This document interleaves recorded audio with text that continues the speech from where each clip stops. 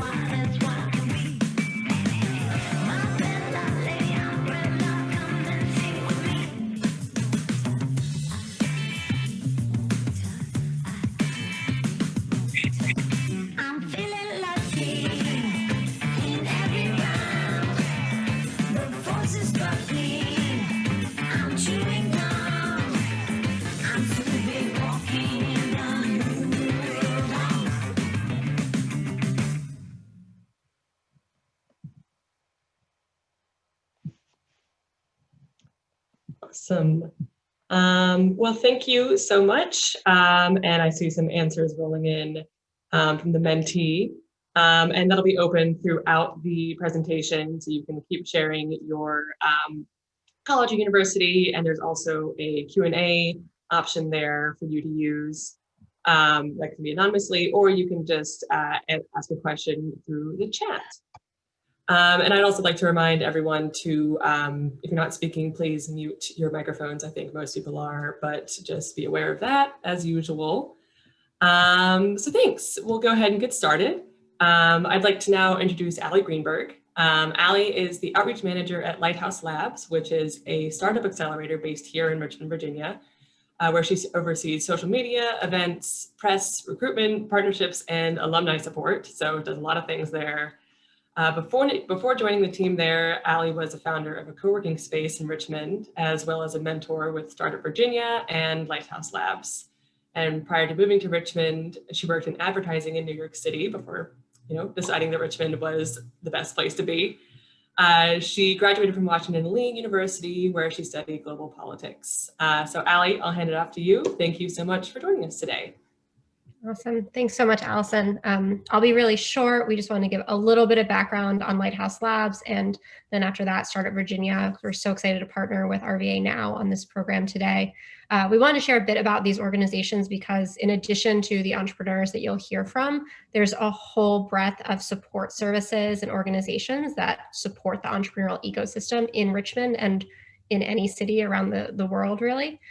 So what Lighthouse Labs is we are a startup accelerator, and an accelerator is typically a time-bound program with a cohort of companies that are supported as they accelerate their idea. So whereas some programs help people a bit earlier on or even later, an accelerator is really when they have that MVP or minimum viable product, and we're helping them fast track the growth and move towards scale. So Lighthouse Labs has been around for the last 9 years. We're gearing up for our 10th cohort this spring, and all of the founders that you'll hear from are alumni of our program, as well as members of Startup Virginia. You'll hear about that from Sonia as well. Definitely we'll put the link in the chat. Feel free to check us out. We'll be rebranding soon. And we're also always looking for interns, not only for ourselves, but for our portfolio companies. A real quick background to add to what Allison said about me. I would just say my advice to any students on the call is that your job path, especially if it's one in entrepreneurship, will not be necessarily super linear. I always say to any students that it's okay that you didn't study business. I studied global politics and Spanish. A liberal arts education is really just going to help you gain the skills to potentially be in an entrepreneurial role. And the best advice I can say is just, intern, volunteer, get to know things, and know that your first role probably won't look anything like what your second, third, fourth, or last role will eventually look like. So use this time to just really explore the areas that you're interested in, and don't get too worried that you're not officially, an entrepreneurial minor or anything like that. There's a lot of transferable skills to learn, and you'll hear a ton from our founders today about all of that. So I'm going to hand it over to Sonia O'Malley, and she's going to tell you a bit about herself and Startup Virginia. Thanks, Allie. I am Sonia O'Malley, Programs Manager for Startup Virginia. Startup Virginia is an incubator, which is different from an accelerator, which is what Lighthouse Labs was. And we are a nonprofit high-growth business incubator dedicated to advancing businesses that build a long-term and sustainable economy for Virginia. Currently, we're serving more than 50 startup companies, more than 200 mentors and subject matter experts, and we have a regional investors network. We also provide entrepreneurial guidance and education that's open not just to our members, but also to the community.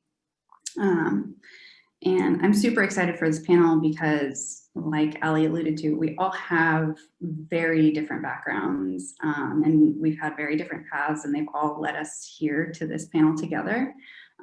So to make my story short and give you a little context of how I ended up with Startup Virginia, I'll start off by saying I was a terrible student, and I chalk most of that up to I'm the type of person who's very headstrong, and if I don't know what goal I'm working towards, then I don't tend to put in a lot of effort.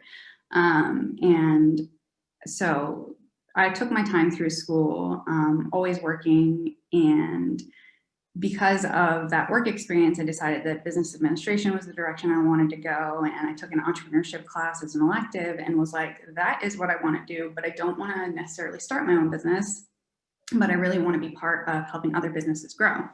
And so I went to VCU and it was before they even had an entrepreneurship degree. It was their small business management and entrepreneurship track. So got my bachelor's in that and was determined to stay in the RVA ecosystem and work with startups. I just didn't know in what fashion, and happened to be introduced to the 3 founders of Startup Virginia way back in 2017 and was brought on as their first employee, and the rest is history. So with that, I'm going to turn it over to Beth. Thank you, Sonia. And good afternoon, everyone. I am the director of RVA now, and if you were late to the call, this is the Chamber's somewhat new program. It's about a year old now, that focuses on recruiting talent into the region so that we can match smart, fresh college graduates with opportunities here. And so we get folks like Startup Virginia and Lighthouse Labs to talk to you all as peers and people who love Richmond, so that the message comes across loud and clear that this is where you should be starting your job search. I have a background in nonprofits, and the thing I love about the startup scene is that there is more passion in this group of young professionals, which is what the nonprofit world had that I love so much as well. So if you are considering this as a career, I would say from a sort of more seasoned standpoint, that passion is an absolute necessary component. These founders, you will hear and see how passionate they are about their idea and about making sure that they share it with the world. And that's why I'm really excited to hear from these smart kids. Oh, I said kids, I'm so sorry. Smart young professionals. So with that, I have the distinct honor to introduce today's moderator. Joe Belsterling is the founder and CEO of MajorClarity, an academic planning and career exploration platform serving thousands of schools nationwide. He previously has consulted schools and organizations on building entrepreneurship programs for students, worked on political campaigns, and done various advisory work, including helping the U.S. Department of Education build better resources and guidelines for schools conducting ed tech pilots. Joe is a graduate from the College of William and Mary. Take it away, Joe. Thanks, Beth. And thanks everyone for being here. It's an honor to speak with you. So I don't need to use my whole, I guess, intro time because Beth, you just summed it up nicely. I run an educational technology company. I've kind of worked with schools, been on an advisory council for the Department of Education, done various stuff in the space as well. We're based here in Richmond, Virginia, but we are semi-distributed. So we now have about 2/3 of our workforce in Richmond, 1/3 across the US. Just in terms of context for stage and size, we're about 30 full-time people, 40 total employees now. I started this in 2015, but we didn't get our first customer until January 2017. So I was kind of just doing work and basically just wandering around lost for a year and a half trying to figure out what I wanted to do.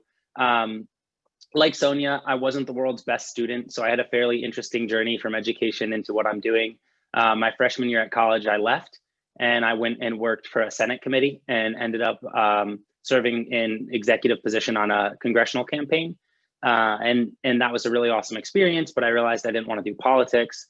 So I went back to school and switched to finance and worked for a financial firm in town while going to school. I then ended up leaving school and going to New York City and working in social work. I worked for a startup in business development and couldn't figure out what I really wanted to do, but was spending tens of thousands of dollars to figure that out. So I ended up moving to New Orleans and working with an educational lab to help other students figure out what they wanted to do. So they wouldn't waste as much time and money as I was wasting trying to figure it out. And we ended up realizing that the work I was doing was fairly scalable. So we did a year-long research pilot with New York City Department of Education from 2015 to 2016 to turn it into a technology platform. And then I launched with our first customer in January 2017, what has turned into MajorClarity and now become MajorClarity. So that's a little bit of a background on me. We have some awesome people, so I'll go ahead and turn it over to them in just a second here. But one thing to note is I've lived all over. So this is only the second time in my life I've lived somewhere longer than 2 years. I've been in Richmond now 3 years. I've lived pretty much everywhere on the East Coast and not yet the West Coast, but maybe one day we'll see. And conscientiously moved to Richmond to open up our office and really build my business and company here against a couple other cities I was evaluating. So it wasn't really an accidental thing. It was very intentional. And I can get into why that and why I ended up here a little bit later. So without further ado, today you'll be hearing from John Fiala, who's the CEO of a company called Trilogy Mentors. You'll be hearing from Meg Pride, who is the founder and CEO of a company called Brandefy.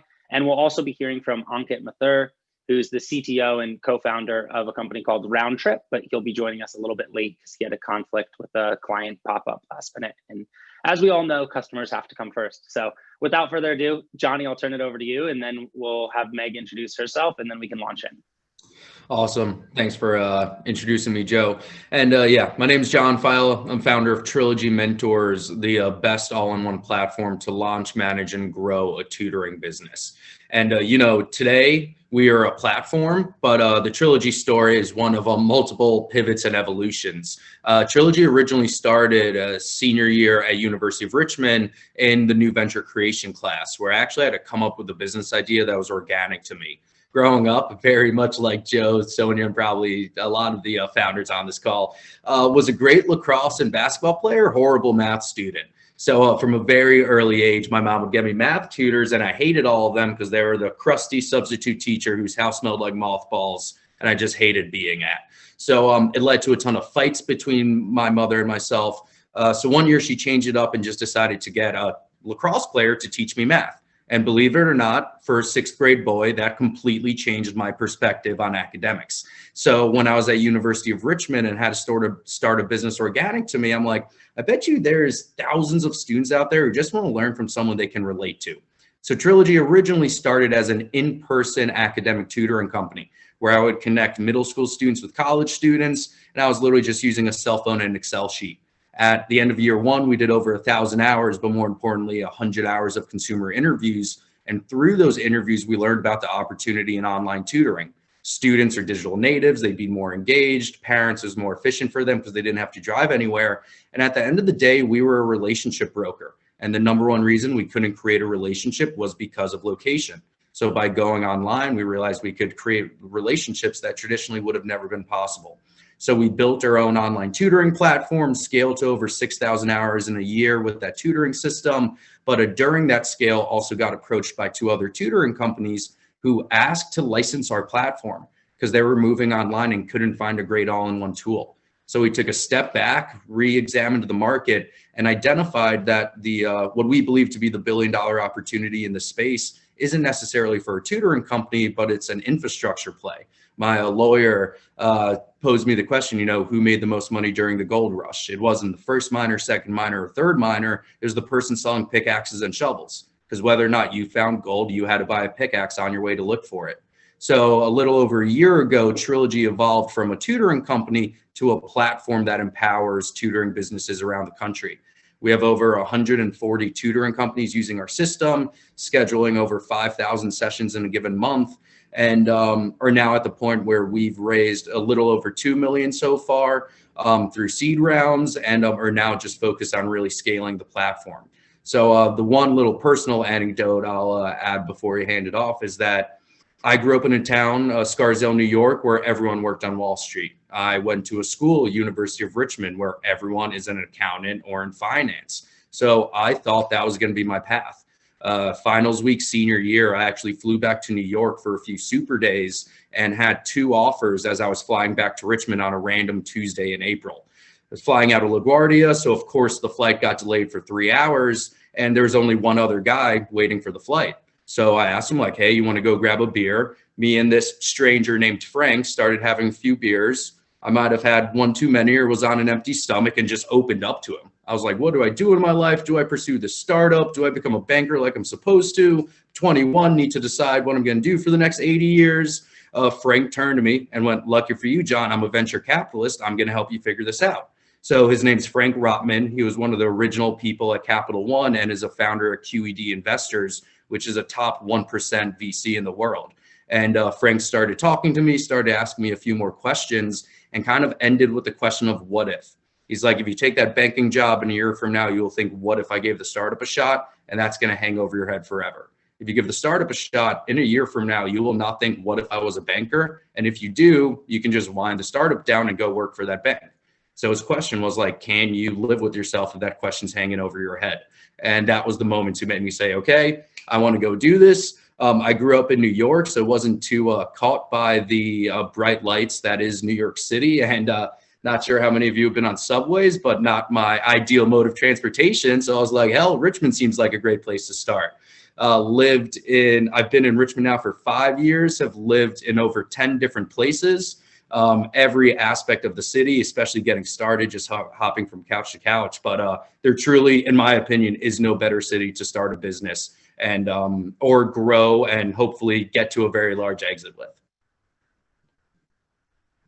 Awesome. Thanks, Johnny. Great story. Love hearing it every single time and learn something new. And without further ado, Meg, you want to take it away? Hello, everyone. Johnny, that's really hard to follow up. What a story. I didn't know that about the Frank in the airport. Johnny is one of my buddies. He's actually right in the office next door. But everyone, I'm Meg Pride. I'm the founder of Brandefy. We are a beauty tech company. We have a mobile app that you should check out, especially if you're interested in finding affordable beauty products. We compare prestige brand beauty products to more affordable counterparts. And we actually launched a subscription beauty box not too long ago that is taking off like a rocket ship, and that's been a really fun thing to experience. But I'll start kind of with, college and my journey from that point on. I went to UVA as an undergrad, and unlike Sonia and Johnny, I loved school. Total nerd. I loved it so much, I actually did it twice. I'll tell you guys about that. And I was always interested in entrepreneurship. I have some people in my family that have started small companies, and I started thinking about, well, I have this entrepreneurial bend, but I kind of want to do something a little more disruptive. So my grandmother, she started a dress shop in the 1900s, and my parents started a small real estate agency, but I was like, how do you really do something more disruptive? Anyway, after school, I ended up working for a large consumer packaged goods manufacturer. I had the choice between taking this small startup job that I really, really wanted, but it didn't pay very well. And I ended up going with the better paying $10 billion company type job. The thing that I really got out of it, though, was it was like a startup because it was a very lean organization. And I got to do things that usually people who go get their MBA wouldn't get to do right out of school. And I think that's one of the best pieces about working for a startup. But I still had that like, I really want to work for a startup. And I ended up getting to intern at a tech startup here in Richmond. And that's when I started to fall in love with the city. I don't know if any of you guys know Snag a Job, but it was the person who founded Snag a Job had founded this other company called Go Happy. And I was on the ground floor there, 5 of us. And I thought it was the coolest thing ever because I learned literally how to bring an app to market. Well, while I was at that consumer packaged goods company, we would be making products. Can't tell you exactly which ones, but there would be 2 different packages. The same thing would go into those 2 packages, and we'd sell one for $40 and one for $10. And as a young consumer, I thought that was absolutely appalling. And then after working for this tech startup, I realized that there was potentially a way to use technology to help consumers understand when the expensive thing is not always worth buying. And from there, I ended up going back to business school. So that's the second round of school. Got my MBA at Darden, so also local to Virginia, and then launched Brandefy while I was at Darden, and then brought it to Richmond. So I've also had the joy of experiencing some other cities. And DC was definitely a consideration, but a lot of the events that I went to in DC were very government focused. And what I loved about Richmond was there's a bit more of a consumer focus and great tech talent from CarMax, Cap One, mainly pulling from institutions like Virginia Tech's engineering school. No offense to UVA engineering. We actually have some great UVA engineers too. So that is kind of my journey. We've raised around $1 million, which is pretty cool. And we are in the process of launching some big things. Awesome. Thank you, Meg. And we're going to get back to this in a little bit, but first I want to deviate, but hold on to that comment about exposure at startups, because I also think that's one of the most valuable reasons to start with a small organization. And I want to get back to, the value propositions of doing something a little unconventional within your career path. But before we get into that, I would love to start off with why Richmond. And since Ankit's not here, I can kind of fill in and maybe be the third person answering, but I don't want to be the first one. So Meg, since you were just talking, I'll give you a little bit of a break and Johnny, I know you're from Westchester, New York originally. You got a New York personality. It's just a, match made in heaven. So despite all of that, why'd you end up down here in Richmond? Yeah, so I'd say there's two aspects to it. There's like the kind of personal and then the on paper. From a personal perspective, I wanted to prove that I could, create something of myself in a town where I had zero connections. So that was one of the things that definitely had me interested in Richmond compared to New York City, because it really felt like, I was going out on my own trying to make something of it. Realistically, the main reasons why I chose Richmond were, one, I had experience to living that big city life growing up in New York, and I'm personally just not the biggest fan of it. I love the fact that I pay $700 a month, live in a house with a front yard and backyard, 3 patios, and that's less than my buddies pay who are sharing a 1-bedroom apartment like in the West Village. So from the financial perspective, it made a lot of sense. And then also I am a very active individual and really do enjoy being outside and being social. So New York City, believe it or not, there's 11 million people there, but it's one of the loneliest places ever because no one wants to meet anyone because everyone already has friends up there and, the social scene's already set. So I really appreciate in the Richmond scene how you're able to kind of go out to Scout's Addition, start walking around the breweries, meet new people, have them join you. It was just an experience and a type of culture that I wasn't seeing elsewhere. So that's definitely another thing that drove it down here. And then last but certainly not least, starting a company, you're not always paying yourself out of the gate. So the cost of living in Richmond across the board, from rent to the amazing food to what you can actually do on the weekends and go to a bar and not spend $300 was something that made a lot of sense, especially starting the entrepreneurial career. Yeah, absolutely. And just to piggyback on everything you said, I remember being from upstate New York for a while. I lived in, PA, Jersey, the whole Northeast. It's not nearly as friendly. When I went to college down here, it was one of my first times ever in Virginia. And I was walking down the street and people kept looking at me. And looking back, I realized it was because they were waiting for me to say hi and they were waiting for me to wave. But I literally thought they were trying to start fights or something with me because in New York City, you don't talk to strangers. And if somebody's staring at you when you walk by, it's because they have a problem with you. So I was like, why does everybody hate me? What am I doing? And then I just realized they were waiting for me to say hi. And I never said hi to anybody because I didn't know that's what you do in Virginia. So funny story there. But yeah. And the other thing is, I would say, my choices parallel that a lot. The cost efficiency, the effectiveness. For us, we're selling to government institutions and school districts. So being in the state's capital and being able to build those strategic relationships with states, being in the center of the state, saving time on travel and geography and resources and things like that. But I would say the biggest deciding factor for us and for me moving my company to Richmond was this whole idea of kind of medium fish, medium pond. People talk a lot about, do you want to be a big fish in a small pond or do you want to be a small fish in a big pond? And having spent time in San Francisco and New York City and LA and even DC, if you build a $100 million, $200 million company in those cities, maybe DC it matters, but the other three, it doesn't matter. It doesn't make a difference for that city. And it just is really a drop in the bucket for that city. Whereas if you build a $100, $200 million company in a city like Richmond or some of the other similar sized cities, that's really meaningful. That helps kind of put you on the map. That makes your mark on the city. That allows you to be able to do a lot of stuff outside of just run a for-profit company. But on the flip side, I've also lived in towns of 2,000 to 3,000 people. And if you want to go build a company in that town, that's great, but you're not going to have any resources to hire. You're not going to be able to make connections. You're not going to ever break into the national landscape because it's just too small of a pond. And it would be very easy to be the biggest employer in that city. I might already be there, but that town, but you're not really going to be able to make that transition to a national landscape.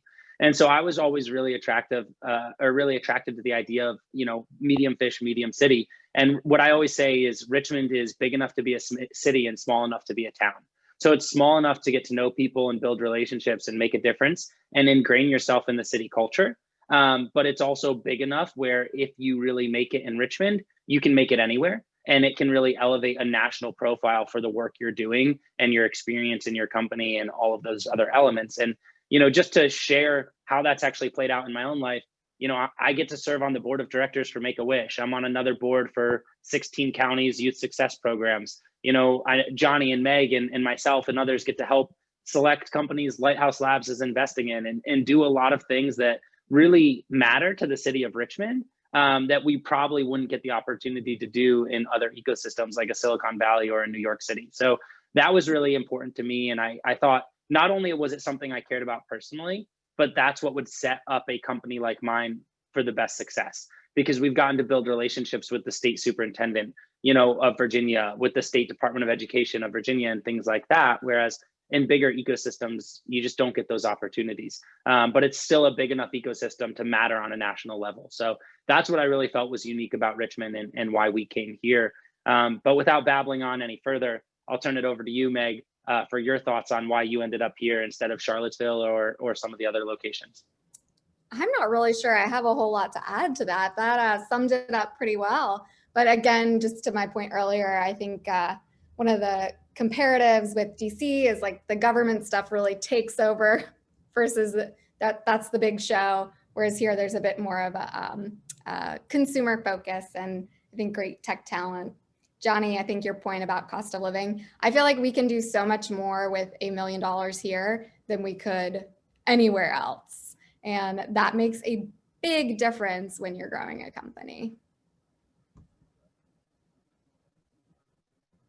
Sorry, I was on mute. Yeah, absolutely. You know, a dollar goes way farther here. I think I've done the math sometimes, and salaries on average about 30% lower because cost of living is. And so for every 3 people you can hire in Richmond, you can only hire 2 people in DC.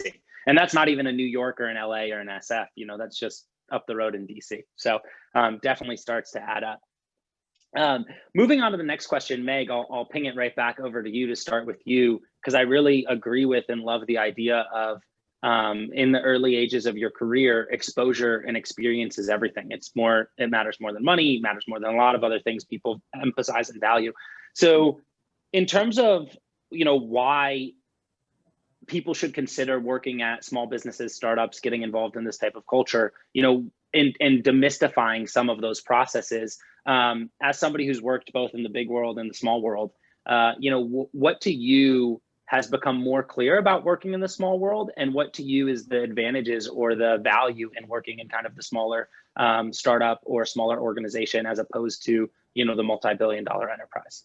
Yeah, so I think you're spot on with experience really is everything. And when I think about what a startup offers versus a large company is, at a large company, you can be a cog in the wheel, but at a startup, you're literally steering the car. And especially at an early stage startup, you could consider any of our startups, fairly early stage startups.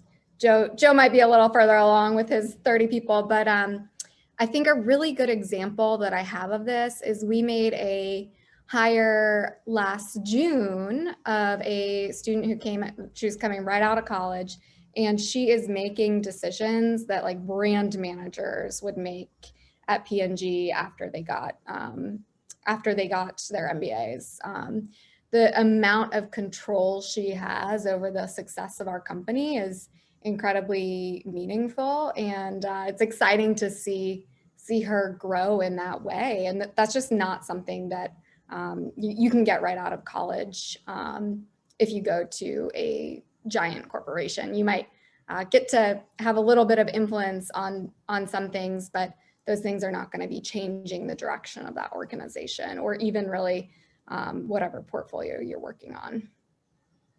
Yeah, one concept I've gotten really into over the last year is this concept of time billionaires, because people talk about money and wealth and currency so often, but I actually very strongly feel that time is our most valuable resource. You know, it's the most finite resource we have. And people often talk about millionaires and billionaires and things like that, but it's like, realistically, would you trade positions with Warren Buffett? Would you jump to being 85 years old and having $80 billion? And it's like, not a chance. I don't care how much money I have, I'm 85 years old. And what you're saying to me, and one of the big values of the startup world is like, we always talk at my company about MajorClarity years. So you have dog years, you have human years, right? We have MajorClarity years, and we we really honestly believe it's somewhere around a 3-to-1 ratio. So for every year you work at MajorClarity, because I mean, 2 years ago, we were 5 people. Last year at this time, we were 16 or 17 people. This year we're 30, right now we're 39 people, you know, and so it's like, you just see so much happen at the company that you're gaining 2-3 years of experience every year because you're seeing the company go through these transformations. And to me, that's the closest you can come to duplicating time, right? Getting more out of your time than the person next to you is, to me, a much better use of resources than getting more money than the person next to you, because the money will always be there. And if you learn how to best leverage your time, and if you learn how to make money without spending any time, then you can have complete freedom and complete autonomy over your life. And so learning how to hack your time and your use of time is much more important. And at a startup, like you said, you know, that person's getting to make decisions that would have taken them 10 years to get to make, 8 years to get to make at a big company. And so that person just saved 7 years of their professional life. And yeah, maybe they took a $10,000, $20,000, $30,000 pay cut to do it, but they can make that over tenfold in the later years of their career if they're really smart about hacking the time piece of what they're doing in the earlier days. So I really love that. And thanks, Meg. Johnny, do you have any other thoughts to add on, you know, after working in this arena, what's become more clear to you about it, and what's become more clear to you specifically about the value proposition of it? Yeah, so I have slightly unique path in the sense that I never went and worked at that billion or $100 million company. I ended up pursuing Trilogy directly out of the gate. And there's really 2 main things that I'll just add in addition to what was just shared. The first one is what Olivia actually just posted in the chat, that by going in the startup route, you are able to meet people from a networking perspective that you would have never met if you went to a traditional company. Because in a traditional company, there's already a hierarchy. So you're worried about trying to meet the manager or the manager's manager, the director. Within 12 months of starting Trilogy, I was pitching billionaires to invest in the company. Granted, none of them did because I had no idea what I was doing. But like, from my perspective, I'd much rather be building that network without really any ceilings over my head, as opposed to that corporate route where there's a ceiling over your head, there's a ceiling over that ceiling, and a ceiling over that ceiling. So I think the network and the ability to build a network very quickly out of the gate is something that can't be ignored. Also, because if you're a recent grad and you're like, hey, I'm a recent grad, I want to learn about marketing, you can start reaching out to CEOs of marketing companies, and they're going to respond because they see a ambitious young person who wants to learn. If you're 40 sending that email, the marketing person's going to be like, hey, go apply through HR and like see if there's a role here for you. So that is something that runs out the older and older you get. And then the last aspect of it too, and this would be my advice for anyone leaving directly from college, like I was a big believer in, you know, I learned by doing, and a lot of times those doings are failures. Like I learned the iron was hot when I put my hand against the iron, even though my mom told me not to do it 100 times. So when you do a startup, like everything is on you to do it. So you're literally doing everything from sweeping to trying to raise investment, and you learn a lot because of how often you're just kind of forced to actually do it. With that all being said, it's great to learn from your mistakes. It's even better to learn from someone else's mistake. So if I could redo all of this, and granted, this answer changes depending on how I wake up that day, there's a part of me that, you know, would have out of college just started asking people, who's the most respected founder in town? Who's the founder who everyone believes is doing it right? Go to that person and be like, hey, I need like $500 a month to make rent. Like I will do whatever you need me to do. Let me just be in the room with you. Let me be a sponge. I'll be your executive assistant. I'll be whatever you want me to be. Just let me learn from you. And do that for the first year, maybe even 2 years, get paid nothing. But the knowledge you get from those first 2 years learning from an amazing founder, and granted, I haven't gotten an MBA, so I can't really speak to this, but I would assume it would be 3, 4, 5x the actual MBA experience, because you're not only learning from your mistakes, but you're learning from someone else's mistakes, which is kind of the, in my opinion, the golden rule for startups. Absolutely. And speaking of learning from people who are a little ahead of the curve from you, one of the people who, unfortunately, I'm not even technical, so I'm not even smart enough to really learn from this person, but I can tell my people to learn from this person. One of the people who I've tried to help encourage my company to learn from the most, and one of the companies that I've tried to encourage my company to learn from the most is Roundtrip. You know, they're just a company that's been a little bit ahead of the curve as us and growing a little bit faster and executing a little bit better. And I mean, we've learned around implementing new OKR systems and technology, and actually this individual is kind of mentoring my lead engineer a little bit right now. So without further ado, that's a great segue to introduce Ankit, who's the CTO of a company called Roundtrip here in Richmond. So Ankit, do you want to do a couple things? Do you want to, one, just give a brief introduction to yourself and your background and how you ended up in Richmond? Two, a brief introduction to Roundtrip, and you can kind of tie those two things together if you'd like. And then three, just a quick little share out after both of those things on the value you've found, because I know a little bit of your work history and know you've worked at varying organizations of varying size, the value you've found comparatively from starting over and starting from scratch and being at such a smaller organization and smaller enterprise, as opposed to maybe, you know, there's pros and cons of everything, but as opposed to some of the other experiences. Absolutely. I mean, Joe, thanks so much for the kind words. I don't think I'm deserving of it, but hi, everybody. It's great to be here. My name is Ankit Mathur, as Joe mentioned. I'm the Chief Technology Officer and co-founder of a company called Roundtrip. So we are in healthcare transportation. We coordinate transportation for hospitals and health systems, really removing transportation as a barrier to healthcare. We started the organization in 2016 and have kind of grown. My background in particular really was in technology and engineering. I was a software engineer for about the first 15 years of, or 13 years of my career. I'm not that old, but I'm still pretty old. And then from there, really decided that I wanted to do something different, had a little bit more brain space. And so ended up deciding to get my MBA, and then got a follow-on master's in IT management. And from there, really went into product development, building products, digital products. How do you scale that? How do you bring them to market? All of those things. And then in 2016 was approached by my now co-founder to really ideate around a problem around getting patients to their medical appointments.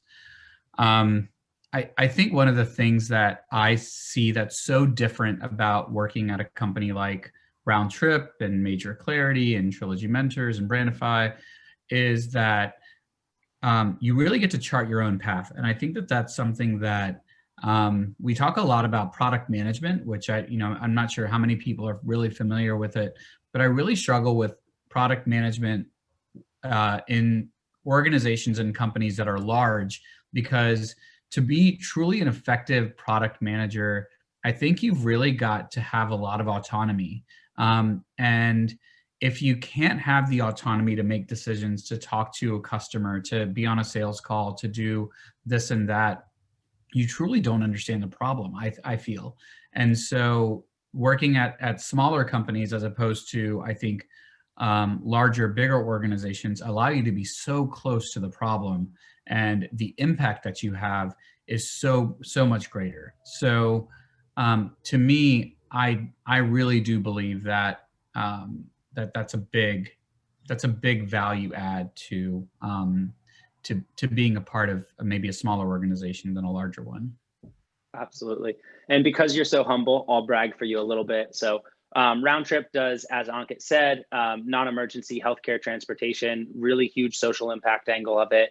Is also out to the races after only several years, has raised about $10 million, has grown very quickly, employs, what are you guys up to, 60, 70 people or so? Not quite. We're at about 40 people, but we have 40, okay. Another 40. We have another 40 international as well. Okay. So total up there, but awesome. Thank you, Ankit. And we have a lot of questions, and I want to get into that, and including the one that just popped up in the chat and the ones that have come in on Menti. So founders, I'm going to ask you to be very brief with this. I'll start off and hopefully set a good example, which is rare for me to be brief on anything. But what's the one piece of advice you'd give to a young applicant who's applying to a startup? And to me, mine would be clear on if you care more about your trend line and where you're headed or what you're doing. There's no right or wrong thing to care about. You might say, no, I really care about what I'm doing. Or you might say, no, I don't care what I'm doing at all. I'll take out the trash. I just care about where I'm headed. I have learned the hard way that hiring, young people who care more about what they're doing than where they're headed usually doesn't work out, because as we've often all said, startups, things change so quickly and it's not sexy. It's not sexy at all. It's not fun. A lot of the times it's really hard menial work. We've made 25,000 cold calls in the last 2 years as a company. So let that sink in.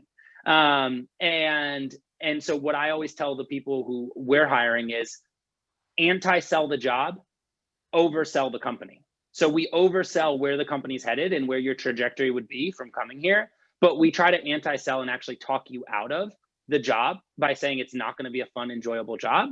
Because the people who are coming in because they think, oh, I'm going to get to be the biz dev exec and do these things, like Meg said, you do get to make really awesome high-level decisions, but that's also followed by doing really annoying grunt work for 6 hours straight. And so, and if you don't want to do that, there's nothing wrong with that. But that's where you might not be the perfect right fit for a startup if you care more about what your tasks are day to day rather than kind of trend line trajectory. So that's mine. The other three, you guys want to offer a piece of advice?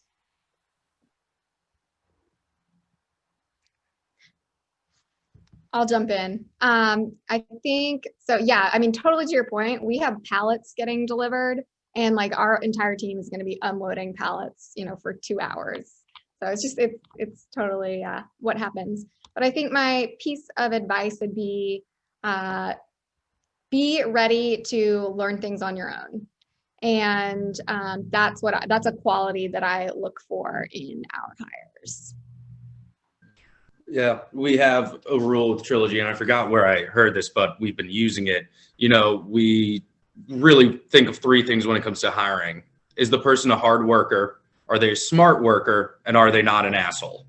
If you check those three boxes, we believe we can mold you around whatever role we need done to 90% efficiency. So to flip it to the other side of the table, show to them you're a hard worker, show to them you're a smart worker, and show to them you're someone they're going to want to be around. Because as everyone's mentioned, there's nights you're going to be at a table until midnight trying to figure something out that needs to get figured out that night. You want to be there with someone who you enjoy being in a room with, not someone who you're just begging to get out from there. Yeah, I don't know how much more I can add to that. I agree with all of that was said. I think versatility is one of the most important things in hustle. I think early on, if you can prove that you're not in it for yourself, but you're really in it to build yourself around this company, I think that there's something there, and also build the company around you too are certainly opportunities. The world can be your oyster, or it can kind of, you can try to chart your path through it. I think working at small companies, you really get a chance to be versatile, and it's a big point for new hires. Awesome, thank you. And I will ask the hosts if you could start messaging me the questions that have come in on Menti, so I can start prioritizing and asking those, because I kind of can map them to the panelists.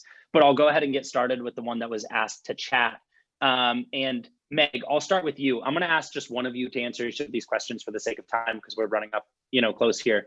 But Meg, can you talk a little bit about pre and post Lighthouse and what Lighthouse did for you in terms of just concentration, definition, focus, things like that?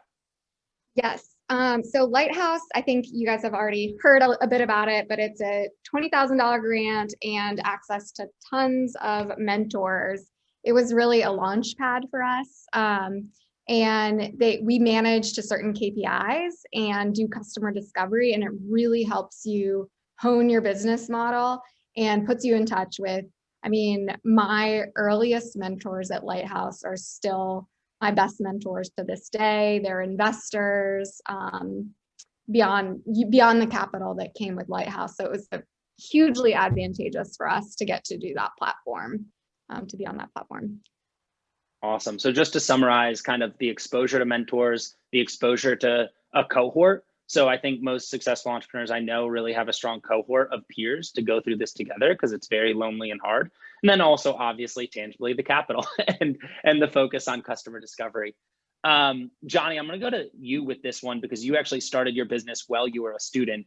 For the students at Meadowbrook Academy who are in the idea generation and brainstorming phase, what advice do you have for them around ideation and idea discovery and testing?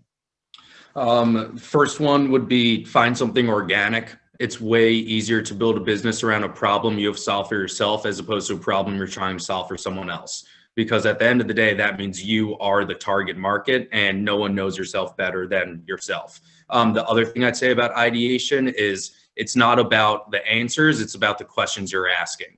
So really think through the questions you're asking the market and kind of the sub questions that would then automatically be arisen from those initial questions. Because what I'll tell you is the first idea you're going to start with is not going to be the answer, you know, but you're going to get into the market, you're going to learn a lot, and then the path is going to start to show its way. So always be willing to evolve. You don't want to drastically just switch inputs because of one data point, but know the right questions to ask and try to solve your own problem. Because if you can, you're just statistically more likely to be successful than trying to solve someone else's problem.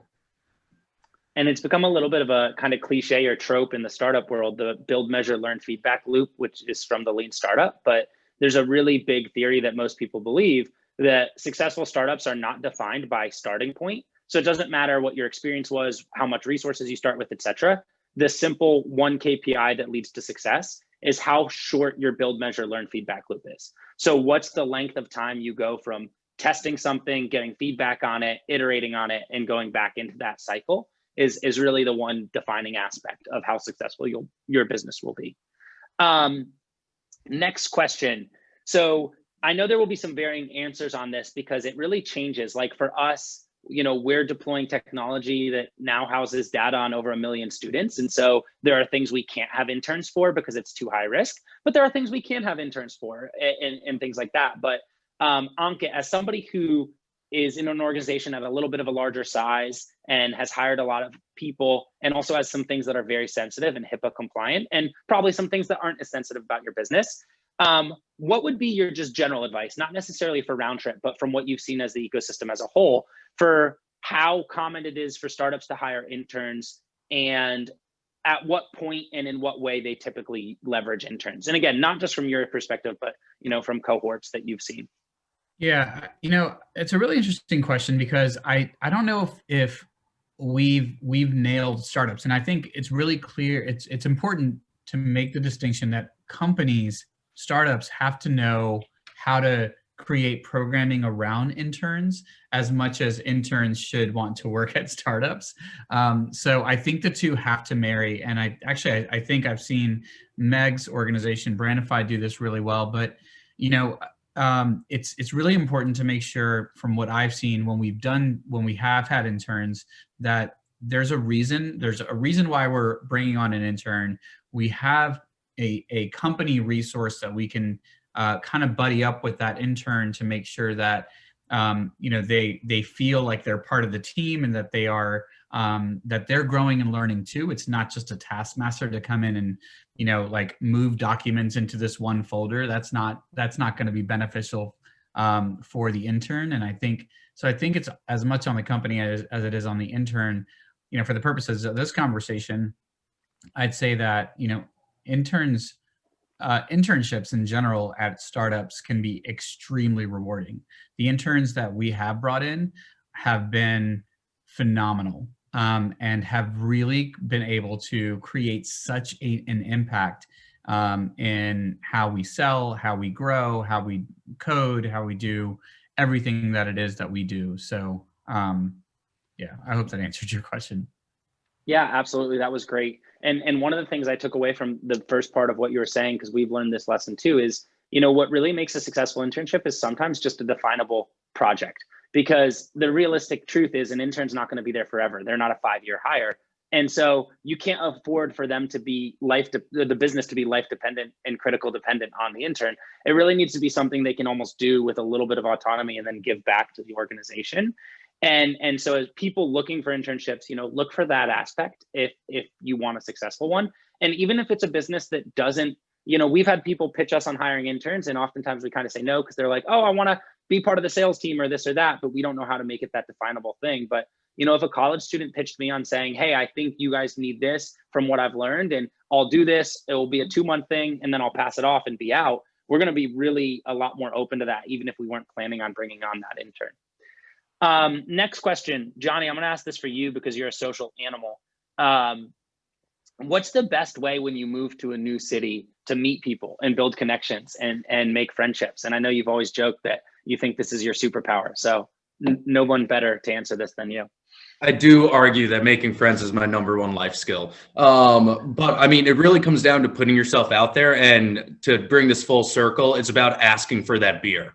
To tie it back to that first story I told, where like at the end of the day, if you don't ask someone for the beer, ask someone to grab a drink, ask someone to join their social team, or even just go to someone and just say hi and start talking to them, like you're not setting yourself up for success. And, you know, it relates to startups because everything we do is improving our probability of success. So when it comes to actually, you know, making friends or building a network in a new city, putting yourself out there is definitely the #1 thing. I think there's a ton of great organizations around the city, very much like this one, who's been able to set up these kind of get to know yous. But then I also think around like Startup Virginia and a few other of the entrepreneurial resources, there is a very heavy theme on happy hours and getting people all together.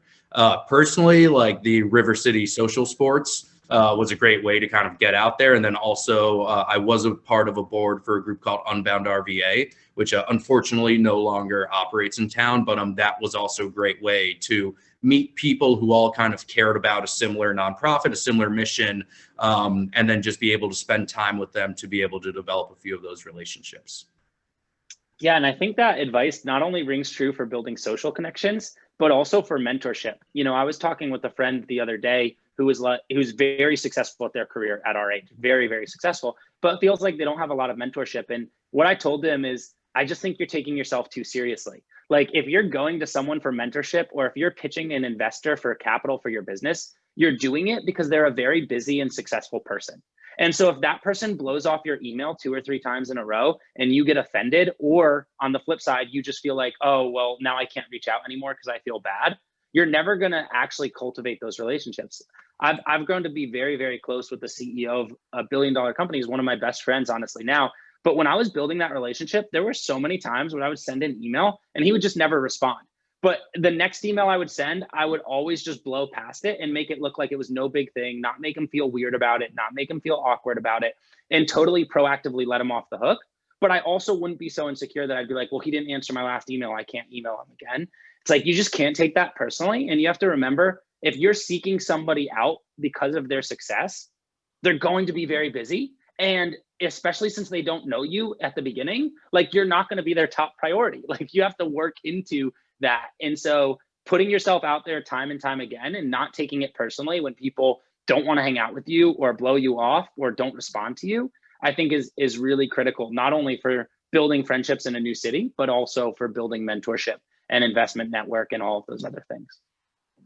And one last little note to that, the same way it's important for you to put yourself out there. If someone asks you to like meet up or grab a beer or do something for the first time, generally speaking, it's good to say yes to the first time. Because if you say no, then that person kind of loses the confidence in asking you to meet up again because they felt like they put themselves out there and you turned it down. So generally speaking, if someone asks you to meet up for the first time, give it a yes. And then if you don't like it, just don't see them a second time.